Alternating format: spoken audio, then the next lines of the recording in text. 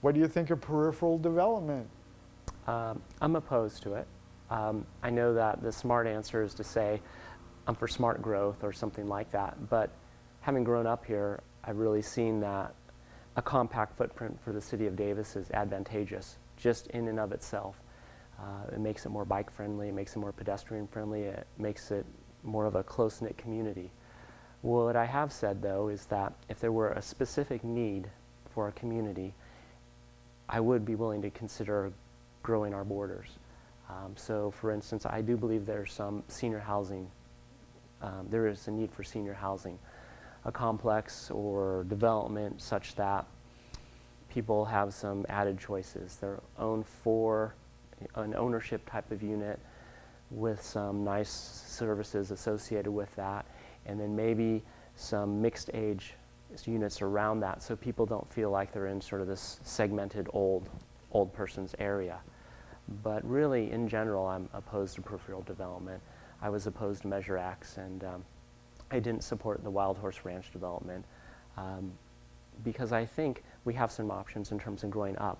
And I've taken some flack for this, but I really do think that our downtown is very special and very important, and we can still maintain a very special and important downtown, and we actually get some advantages by allowing the height of the buildings to go up a little bit. And I'm not talking, 12-story buildings. I'm talking about something the height of the Chen building, or perhaps the Row building on 5th and G. I think the Yolo Federal Credit Union is a good example of some nice architecture that would be attractive for our downtown.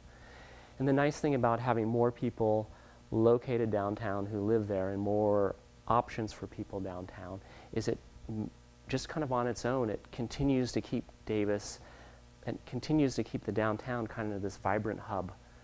And what I really fear is if we just sort of sprawl outwards and we start adding a shopping center here, and then we add a few more restaurants and a few more things, that then we become just like every other town along the Interstate 80 corridor. And we've had a lot of people work really, really hard to keep our downtown central to our town, and it would be a shame to let that sort of slowly fade away.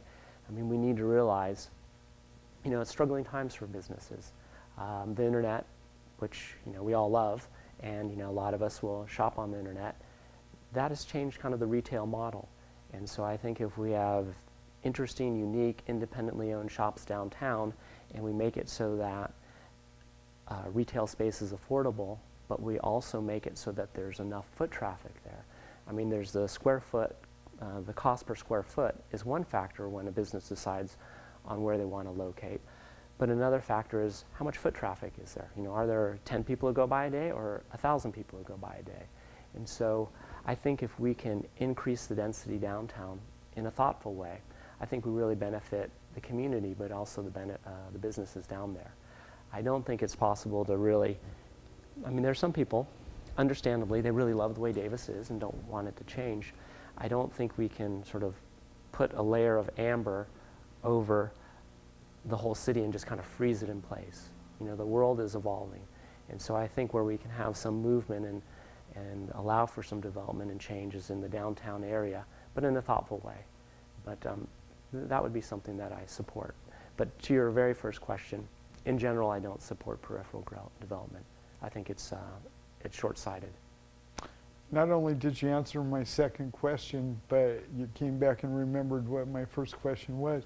I just want to add the technical to say that the current building limit in the downtown is 3.5 stories, so 3 stories in the mezzanine. And the limiting factor that's determined that, and this goes back to when I was in college, is that we don't have a hook and ladder fire truck, but we have a joint mutual support relationship with the university. They've always had a hook and ladder fire truck.